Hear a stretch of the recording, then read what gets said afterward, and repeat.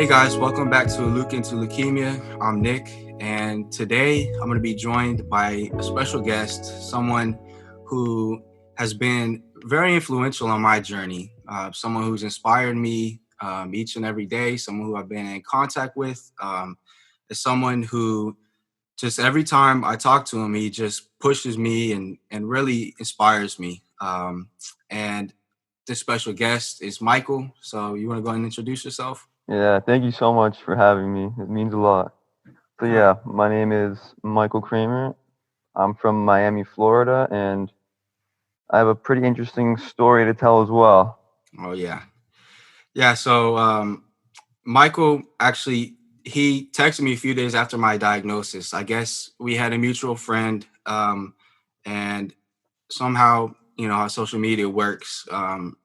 Things get spread around, and then he ended up reaching out to me only a few days after my diagnosis, and that was super helpful because he was a few months or just a month ahead of me, but he had already been through some of the things that I'll be going through. So talking with Michael helped set me up and prepare me for what's to come. And it's just really great to be able to talk with someone who understands firsthand what you're going through, because you could talk to some nurses, you could talk to some doctors, some caregivers, but they don't understand exactly what you're going through. So meeting Michael was kind of like a aha moment, because we would be able to understand each other. But so as I mentioned, Michael was one month ahead of me in the diagnosis and all that. So you want to tell us a little bit about your story? Yeah, so basically before all this happened, like growing up my whole life, I was, a windsurfer. I was actually on the Olympic development team for windsurfing. Wow. And I actually, the guy who was in the Olympics competing for the USA, he was at my yacht club, so I kind of knew him, and I was just an Awesome. athlete. I was super athletic. I loved surfing and being at the beach all the time. And then right around when COVID had hit, like I'd say like, March, April, and May, I was a little just tired, and Hmm. I was working out with my friends at their house because the gyms were closed. And I really couldn't keep up with them. And this was weird because I was usually the one like motivating my friend to work out. And then all of a sudden, like I started to get these night sweats, like really bad. Like every night I wake up drenched, and I was like, whatever, it's summer, it's hot, the sun comes in my room sometimes, it's normal. And then I started to get fevers, and that's when something was up. So, my mom and I were really close with our pediatrician. So we kind of called her, and she was like, we did a telehealth with her. She's like, you look fine. Like, just like, I don't know, eat well and stay healthy. And then things just were getting worse, more fevers, more tired. So she's like, come in for a blood test. Like, we'll just see what's going on. Maybe you have COVID. So I kind of went in for that blood test. I felt fine. I just remember sitting in that room and like seeing stars, and like I'd always see these little stars, and I was like, this is so weird. Like maybe I'm anemic. That's what I thought I was. I was anemic. Hmm. And then we do the blood work. I go home, and she calls my mom like 2 days later, like, okay, like we got the blood work back. It's a little funky. Like, I'm gonna send you to a specialist at Nicholas Children's Hospital. And we were like, I wonder if they'll like see me. I just turned 19, literally like a month before. And we go in, and I do blood work there, and he's like, all right, you should come back tomorrow for a bone marrow biopsy. And I'm like, I'm not even thinking like cancer, because I was feeling fine. I was just tired. And the only thing I was worried about was going under anesthesia, because I heard your story and you didn't have to do anesthesia, but for me No. in that hospital they typically do anesthesia just because it's more kids and it's easier for them. Yeah, So, absolutely. so yeah, I go on the next day. I mean, I go to infusion, and they start like taking my blood, doing all this, and then like, okay, it's time to go for your anesthesia and bone marrow biopsy. And I just remember being so nervous that I was talking to the nurse who was like taking me there, and he was like, "Yeah, I had anesthesia once. It's not bad. Like you don't remember anything. You wake up and you're fine." So I go, I get the procedure done. I wake up in the bed.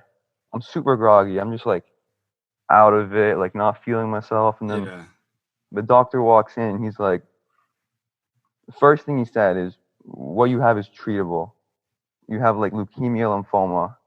And like I just remember thinking like, this is a joke. Like I'm dreaming. This is anesthesia. This is not real. Mm. And then all of a sudden, like I'm being transported right away, like to the 6th tower, which is where people stay for chemo and admissions. Wow. And then he's like, "You're getting a port placed in tomorrow." He talked to me about a PICC line, but I was like, "No, I want to be able to go in the water and surf if this is going to be a long treatment, because it could have been like a 3-year, regular, like just leukemia pediatric treatment, but it wasn't that. And it actually took them weeks, like weeks, to find out what I had because it was so rare and so aggressive. So I stayed there for a week initially. So in between the time that you got the initial blood work from the pediatrician and your diagnosis, how long was that? Like 3 days. I did the blood work, I think, on a Friday, and then on a Monday, she called me and was like, "You need to go to the hospital." Went to the hospital, and the next day went for the biopsy, and then that's So that was when it all all basically within started. the same week. Yeah, all in one week. Wow, happens fast. It happened so fast, and like Yeah. that whole week when I stayed in the hospital was the worst Hmm. because they didn't know my diagnosis, so they couldn't start me on treatment, and they just started me on steroids, just plain steroids for a week, and then I was sent home for like 2 weeks, and that was terrible because I had to wait at home, just take steroids, and I have no idea what's gonna happen to me. Yeah. So I'm just sitting at home waiting there so anxiously to figure out what I have. And then they finally call and they're like, "All right, you can come in, like bring your stuff, be prepared to stay."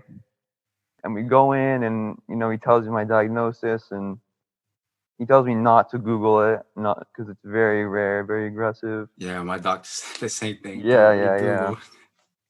You know, I was told I needed a transplant, and that was like the hardest part because I had no idea what that meant. And I was told by the doctor, like, "You're gonna have to stay in the hospital for 5 weeks at least, and then you won't be able to surf for like a year." And I remember having like the biggest like panic attack like ever, and I was like freaking out.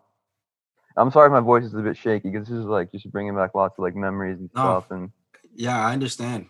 It's just yeah, your heart drops in those moments. Like, it was just crazy to me everything that was going on so fast and how my life had changed literally in like a day. so when you got to the hospital, you knew immediately that you would be getting a transplant, or was that something that you figured out down the line after seeing how your body responded to chemo? No, right away. The only way to treat this cancer is with a Okay. transplant. Get into remission as fast as possible, and then get the transplant because it's super aggressive. It's known for coming Hmm. back. And that's like the only like cure. When were you admitted to be in treatment? I was admitted to be in treatment on August 3rd. It was a year ago Wow. yesterday. It was my first exactly Well, a year congrats, ago. man. That's a huge milestone. Something to be Yeah, very proud of. Um, and how when was your transplant? October 27th. Okay, wow. So there was 2 months in there, which is pretty quick. For me, I started treatment in August, and then I had my transplant in November. So 3 months for me, but 2 months for you. So it is crazy how quick they really push you to get in there. Oh yeah, yeah. Yeah, that's an incredible story, man. So you mentioned that you were at the pediatric hospital, but you had just turned 19. So what was that like being 19? A young adult, but being Mhm. at a pediatric hospital. What was that like? It's amazing. Like I still go there, and I'm so grateful because I saw my father went through cancer treatment in an adult hospital, and it was terrible. Like, and that's not for Mm, all adult hospitals though, but for the one that I saw him at, it was yeah. terrible. The treatment wasn't, they didn't really care about him. It was just like a number. But Wow. for me, it was like the doctors and nurses, like they cared. They became my friends. Like I'm friends with the nurses. Like literally, my doctor we talked to for like yesterday for like literally an hour, and That's he really incredible. cares about like my quality of life. And the nurses, we follow each other on Instagram. Like I literally make TikToks with them. I saw that. That's Yeah, incredible. so that's how it is at the pediatric hospital. They're so loving, and I'm so grateful to be treated there. Yeah. it's really great that you had the opportunity because, like you said, your father Mhm. had cancer. But that's great that you had a great experience with your hospital. And you mentioned that this was all you started feeling kind of weird at the beginning of the pandemic. So when you started feeling that way, did you ever suspect that it might be COVID? Yeah, that's what I thought it was. And I was a bit Wow. worried because, so many people were like, "Oh, COVID, if you're young, you're fine." But then I hear like other people have COVID and they're hospitalized. So I Yeah. was a little worried, but I don't know. I was Yeah. more worried about, and I am more worried about COVID now, just Hmm. because of all my low immunity and being an oncology patient, especially being a stem cell transplant patient. Yeah. Yeah, definitely. And especially as it blows up again in Florida, Mhm. we have to be really careful, really cautious, and really aware as well. I was in the same boat too because leading up to my diagnosis, I kept getting sick and sick again. And every time I got sick, it was the same COVID symptoms. So every time I went into the doctor to get tested, I was like, oh, it's going to be COVID this time. It's going to be COVID this time. And it was never COVID. So for better, for worse, I never had COVID, but I was initially thinking that I had COVID. So obviously we both were diagnosed last year, 2020, which was sort of the beginning and the peak of COVID. So overall, what was your experience of getting treatment and being diagnosed and going through all the cancer experience during the pandemic? It could have been worse, if I'm being honest, because Wow. I was able to have my mom there with me because it was a children's hospital. Well, I think because you said your dad was able to come too with you after the first night you spent in the ER. Yeah, with my hospital, the policy was that we can have one patient per day. I mean, not one patient, one visitor Yeah. per day.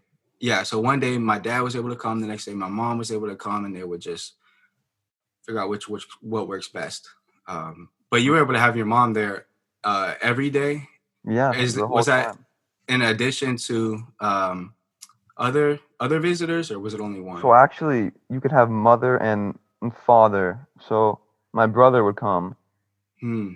so he could come when he wanted to, but he was you know, I have other friends too, so I'm not like complaining, but when I was first diagnosed, like literally like five of my friends pull up to the hospital and only one of them could come upstairs, and then like either my mom would have to go downstairs or my brother would have to go downstairs and pretend like, they're not there, Mm-hmm. which don't tell the hospital, but I you know, won't say anything.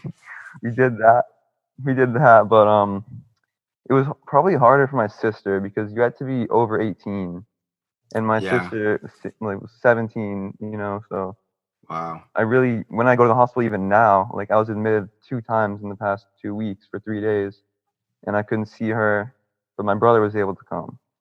So I think that's kind of the hardest part, and Mm-hmm. especially during my transplant when I had to stay for 5 weeks, I didn't get to see her because Yeah. I wasn't over 18. So that was really the hardest thing about the COVID rules, in my Mm-hmm. opinion, was that you had to be over 18. So that was very difficult for my sister. Yeah, yeah, I was in sort of a similar boat because my younger brother, he was 15, so he wasn't able to see me as well, and that was definitely really hard on him as much as it was on me, because we have a really tight bond. We literally share a room, Hmm. and so that was one of the hard parts. But one of the hardest and most, I think, controversial topic, as far as the visitor policy that I had was that so we only had one visitor per day, but they were visiting hours, and I think the hours were 9 a.m. to 8 p.m. So after 8 p.m., the visitors had to leave. Um, did you have that as well, or was your mom and everyone able to stay longer, stay the night? Yeah, my mom could stay the night. Yeah. Were Okay. your parents able to stay the night? Um, don't tell anyone, but sometimes they allowed some exceptions, and my mom was able to stay the night, or my dad. But probably 70% of the time they actually had to leave at 8, or some of the nurses were really chill and they let them stay a little bit longer. But that was extremely hard because Yeah, I can imagine. That's Every terrible. day, yeah, you got to say bye to your mom and you know your dad and whoever's with you, and then you have to be alone. And it was hard, especially when I was first diagnosed, but they were great because they let both my mom or my dad stay the night when I was first diagnosed. And that was great because I didn't want to be alone in there. But it was hard for me to understand because what I just don't understand why if they leave at 8 and then you know they can go to the club and they can go And then get anywhere COVID, and get bring COVID it back. and they come It's more back. dangerous. Yeah, that Exactly. doesn't make sense to me at all. But It doesn't make I sense, don't know. but yeah, they have to follow the rules, you know. Sometimes there's just nothing you can do, but it was extremely hard. I imagine for my dad because I got sick actually a week after transplant. I got very sick. I couldn't I couldn't keep any liquids down. I kept throwing up repeatedly. I had like a Yeah. really high fever, and we couldn't figure out what it was for the first day, but ended up coming to 8 o'clock. And my dad, it was getting ready, time for him to leave, and he was trying to convince the nurses to let him stay the night, but he ended up not being able to stay. So he had to leave his son after a week after transplant, who had a very high fever, was throwing up uncontrollably. And a lot of people don't know what a transplant is, but a transplant, it can be very serious. The complications can be very, very serious. So this was something that was very scary to get sick after a transplant. But he had to leave, you know, and it was just, I can't imagine how hard that would have been. And for me, it's just like times like that, that COVID really makes it hard. And the COVID restrictions really, really makes it hard for the patients, but more so for the caregivers sometimes and for the family members. Um, Hmm. and yeah, so that was sort of my experience with COVID in the hospital. Was I wasn't so concerned about getting the virus while I was in the hospital. I was more concerned about seeing my family and all that. Yeah, that's how it was for me. Cause right when I got the transplant, I felt okay, and then I'd say, like, a few days after, I had this really intense chemo and radiation, and I had this chemo called ACAM. I don't know if you I received didn't get that. that one. It's like this crazy thing made from, like, this horse in, like, this other country. I don't know, it's Wow. insane, and it's one of the most intense chemos you can ever get, like, ever, and one of my doctors actually didn't wanna do it, but then one of my doctors was like, "We need to do this to make sure the cancer doesn't come back." So Mm, that one, I had fevers for days, like, sweating. Like, they would have to change my sheets like 2 to 3 times a day. I couldn't wow. get out of bed. I was vomiting, like, so much. I'd say, like, 30 plus times in the matter of a few days. And then I was vomiting so much, and it was so bad that I popped blood vessels in my eyes, and I had so much swelling just everywhere. And they were really concerned about my heart and lungs because I was having these terrible hallucinations. I have video, like, my mom has videos of me where I'll be, like, closing my eyes and I'll be talking to someone, and I'll be like, "Mom, why is, like, my grandpa in this room with us?" And she's like, "He's not." And I'm like, "What?" Yeah, it's crazy all these things that happen that people may not think about or may not associate with cancer or with the bone marrow transplant. Because I certainly never, going into the transplant, I never thought that I would be getting a hallucination at some point for whatever reason. Um, but it just kind of shows you how everything is kind of interconnected, and sometimes nothing's off the table. So Yeah, and one of the weirdest things was people would text me and be like, "What do you do in the hospital?" And you get bored, and I'm like, "Bro, I'm never bored because I'm really sick." Like, you're yeah, sitting there and you feel terrible, and time actually doesn't move slow or fast. I can't describe it. It was just, like, insane. Like, I felt good like 1 hour of the day, I'd say, mm, during those weeks. It was really rough for me. yeah. Yeah, but the good news is that it's all behind you now. Yeah, You yeah, thank got through God. it, and yeah, it's hard. It definitely is, and especially in looking back at it. I know one thing for me is I look back at it, and I actually think now if I were to go through that, oh man, I would not be nearly as strong as I was then. And I just look back and I almost can't believe that that was me going through that, and that was me persevering.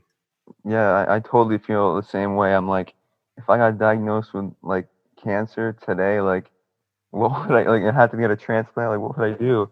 But I think it's like when you go through something like that, though, you kind of like have to step up. So you do step up. Yeah, A lot of people message me, like, you're so strong. Like, how do you do this? But like sometimes, like you just find it in you, and you can just do it, which is yeah, kind of crazy. yeah. Like for me, um, I I think about that, and like everyone tell me like, yeah, you're so strong, but I always thought like I didn't really have a choice. I had to be strong, because if I wasn't strong, it's my life. Yeah, Um, so really, there's no choice for me. It's just you have to be strong, and you have to just address the elephant in the room that you do have cancer and that you have to go through treatment. There's no two ways about it. Um, and especially with the way our bodies work with the adrenal glands, you know, as a cancer patient, you're just pumped up with all this adrenaline. You're ready to fight. So that was definitely my experience. hmm Is that yeah, I think I was strong because I had to, and my body was just ready to be.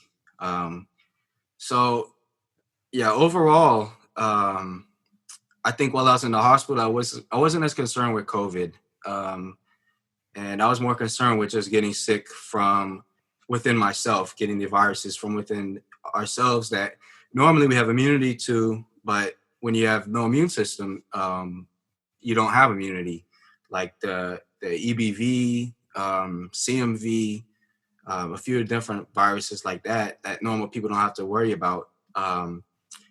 But it wasn't until I got out of the hospital, I was living at home, that I was more concerned with COVID, and more cautious, because when you're at the hospital, everything is basically sterile, and you really trust them to take care and not let anything go south. But I think for me, coming out of the hospital, being home, I was really scared to get sick from my family, but I was also scared to go anywhere. I wasn't really um, I'm not gonna say allowed, because I do have free will, but the doctor would strongly urge me to just stay at home, not go out, and be really careful, because we don't want to know what's gonna happen if I get COVID, because some patients do really well, some patients end up in the ICU, and I did not want to be either in the ICU or maybe dead. So I was definitely nervous for COVID, just because it was a newer virus that we didn't know much about at the time. Did you experience that? Were you a little bit more nervous for COVID? yes, yes, and I'll tell you, especially now, my brother, like, he has friends. He goes out. He's obviously careful and stuff, but the other day, you know, he, he was in contact with somebody who tested positive for COVID. So he just got home yesterday for the first time. I saw him yesterday for the first time in a while because he had to stay at a friend's house because somebody he knew had COVID. So he couldn't come home to me because I'm still very immunosuppressed and immunocompromised. So Hmm. he had to do tests every day for a few days, and they all came back negative. So now he's coming back home, which is great. But still, like my sister who goes to dance and my brother who works 5 days a week, has to be very careful, and like they always have to like get tests, and if they're not feeling well, I even with a regular cold, I can't be near them. I have to like set my distance. So it's been pretty tough with COVID, and if I ever want to see any of my friends now, like I'll see them outside. I'll walk with Yeah, them in the evening with a mask, and if anybody comes inside, just and sits a few feet away from me, they have to wear a mask. They have to yeah, get COVID tested and then wait like 2 days to come to my house. So mm, even now, 8 months after my transplant, I'm still, very in this COVID world and very scared because, it's still out there and there's a new variant. So it's yeah. It's crazy. unpredictable. Um, yeah, I had some of the same things. Like I isolated myself mentally from everybody, So I didn't even really want to hang out with anybody. But when I did, I would meet them outside with a mask on. Yeah. Yeah. And, they didn't all like that. But I told them, look, you want to see me? You got to do it. So, um, Yeah, exactly. yeah. I'm the same way now. And so you mentioned that, your brother and your sister, they had to be a little bit more cautious as well. So it's almost like as a cancer patient, during the pandemic, it doesn't just affect you, but it affects your whole family Everybody. Yeah, because, everybody.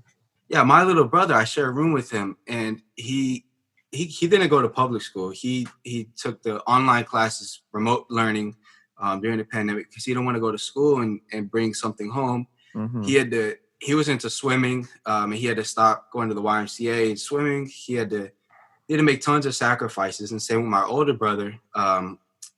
They My whole family had to make tons of sacrifices, in order to make sure that I was safe and healthy. And that's extremely hard on the family, I'm sure, because you're not only asking the cancer patient to give up their life, but you're also asking everyone that lives with them. Yeah, I totally understand. And I've had times where my sister's like, "Can my friend sleep over?" Can my brother's like, "Can my friend come over?" And like my mom's like, "No one can really be in my house right now besides immediate family because Hmm. we don't know where people have been, and Yeah. anything can spread to me. And this house has to be as sterile and clean as possible. Like no dust, no anything. It has to be very clean." Hmm. Yeah. Like, even when my mom and my dad would go grocery shopping, we would wipe everything down before we brought it in the house. Yeah, I read. I mean, I listened to that on your podcast, and I was like, "Yeah, it's true." Yeah, because some bacteria lives on surfaces. So we're just being as cautious as we could. But it's just, and recovering from the transplant, like few months out, like maybe day 100 or so. I was getting tired of just being in the house and being nervous all the time. Um, Yeah, that's how I and feel now. I mean, I'm like 8 months out, and I'm yeah, still stuck here. yeah, it's hard. It is. But I talked to my doctor and I was like, so is this the normal thing that cancer patients experience, that we just have to isolate ourselves, regardless, without COVID? And Yeah, she's like, no, normally by this point, we'll let you back into the world a little bit more, but COVID is the main concern right now. And so that was a little bit hard for me to understand that, like, man, if there was no COVID right now, I'll be one step closer to being back to myself, and back to normal life. So that was hard for me to understand. But also, in reflecting on it, I do see some positives, from mhm. going through transplant during COVID. You see any positives as well? Oh yeah, no, a lot. Because if I wanted to, for example, I love like going to the beach, and like I can't go in the ocean, but if there's no sun and it's in the evening, I can go walk on the beach. So I'm just Hmm. careful, don't like touch anything, and wear a mask. So I don't look crazy, wearing a mask in public. People are wearing masks, and I think that's been a benefit.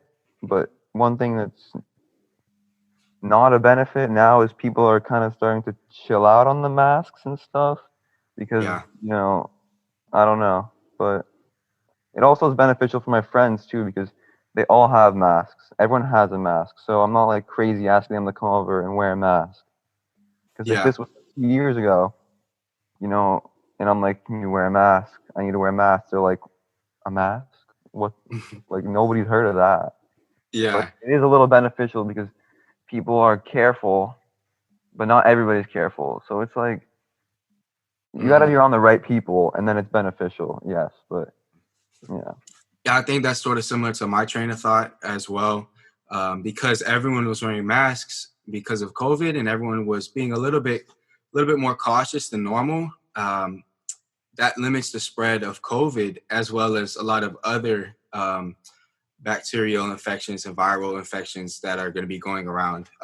Like, I saw a stat, I don't know how true it is. It's on the internet, but that, like, the last flu season was at like super low compared to all the other ones, because everyone was being so cautious. So I think that definitely did help a little bit in keeping me from getting sick, because I didn't get sick one time during treatment, and that was a huge blessing. So I think for sure, in my opinion, that's one of the positives of the pandemic. But I also think it was good to see at least like 6 months ago when people weren't doing much. Like now people are going to parties and kind of going out again, but Yeah. I feel like I wasn't missing out on anything when I was first diagnosed because it was really Hmm. serious. But I mean, now people are kind of returning more to normal life with the vaccinations and stuff. But Yeah. I think for the first few months it was better because kind of everybody was stuck at home. Everybody was like that. I Hmm. wasn't missing out on parties, or not that I really care about parties, but I wasn't missing out on like my friends going on trips or like traveling or doing anything super crazy. Yeah. Yeah. And that's actually what I was just about to say as well, is that, as cancer patients, we were going to miss out on a lot of life. Treatment is not something that you can do whilst maintaining a normal social life and everything Hmm. else. So we were going to be missing out on life, but so is everyone else. They're all missing out on life too, because we're all got to be cautious, and everything's shut down. Like the music industry was just completely shut down for a while. So no one's going to concerts. No one's going out to restaurants. And so just the majority of day-to-day things people weren't doing. All school is online. So we were missing out, but so is everyone else. So I think that definitely was a little bit reassuring to me. Yeah, I totally agree. So coming out of transplant and treatment, I was in a position where I knew I'd be getting my childhood vaccines again, right? Because what transplant does is it resets your immune system. Now it's brand new. So I would need to rebuild those immunities. And this was right around the time when the COVID vaccine was also being released. So there was beginning to be the question of whether or not I would get the COVID vaccine as I'm recovering. We ultimately decided that it was best for me to get the vaccine, because the way my doctor put it was that the vaccine was for people like me. And what I mean by that is people that are at an increased risk for getting COVID, but also at an increased risk for being adversely affected by COVID. Because I was just given a brand new immune system. I have leukemia. My body's defense is very weak and untested. So if I got COVID, that would almost guarantee me to be in the ICU, and maybe even worse. So getting the vaccine, even if it offered a tiny bit of protection, was the correct next step. So for me, I got the vaccine. But for you, were there any talks of getting the vaccine yet? I know you're still in treatment for GVHD and you're still immunocompromised, but is there any talks, or is there a timetable on that?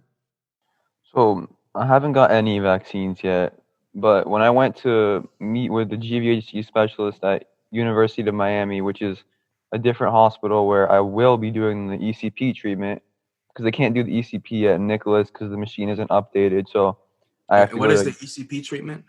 oh, it's the extracorporeal photophoresis.